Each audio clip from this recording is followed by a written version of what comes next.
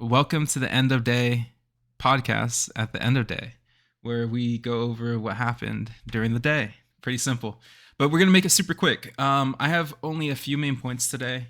I think there's two main pivot levels, which you can see on my chart on the ES 4276, which we'll get into in a second, and 4240, which came from yesterday actually, and we didn't quite get there today, but I wasn't watching or I would have bought this all day.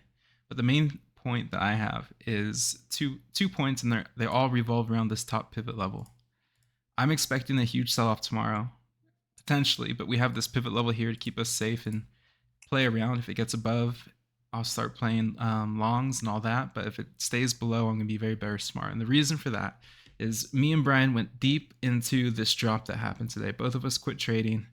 This drop, for me, there was no active selling. It's very rare that when you look inside the candles and not just at the candles using a tool like Bookmap, there is no active selling, meaning there is no aggressive sellers. To me, it looked like 100% absorption, and it took zero aggression. I mean, you don't even see volume spikes on these volume candles, right? It's just a slow sell off. And to me, this is very similar looking to absorption and big players, which, if you know me, I never talk about big players because I've never been in a hedge fund. So why am I going to assume to think like one, or like assume how they're going to trade? I don't. But the sell off that I saw today and the type of selling that was today, I am 100% convinced is going to lead to a sell off tomorrow. I think it's a very unique type of selling that we never see and that you could only see on Bookmap. And so for me, I'm fully expecting us to test 40-40 or open around there overnight. And that'll be there's two pivots, obviously.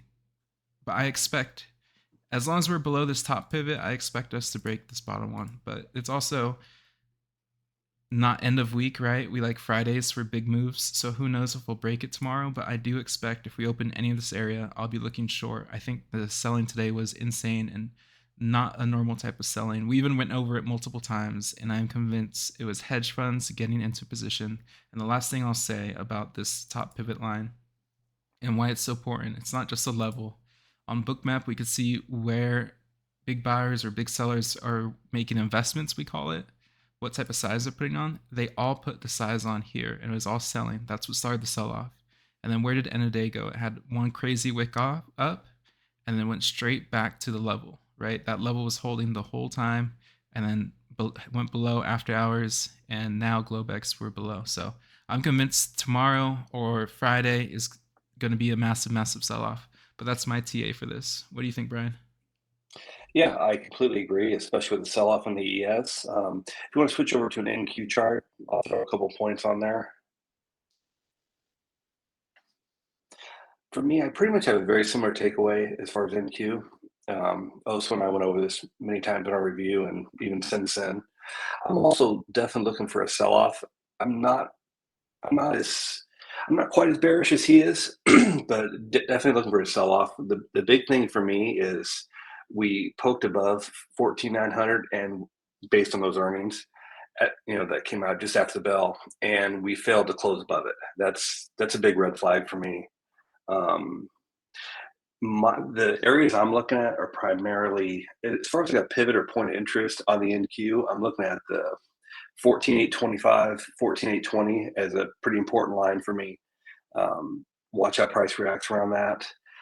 If if my analysis is correct and we do fall sharply tomorrow, I'm targeting the 14,700s.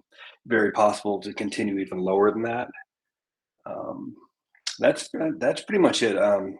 Also covered most of the points on the ES, and I think that about wraps it up.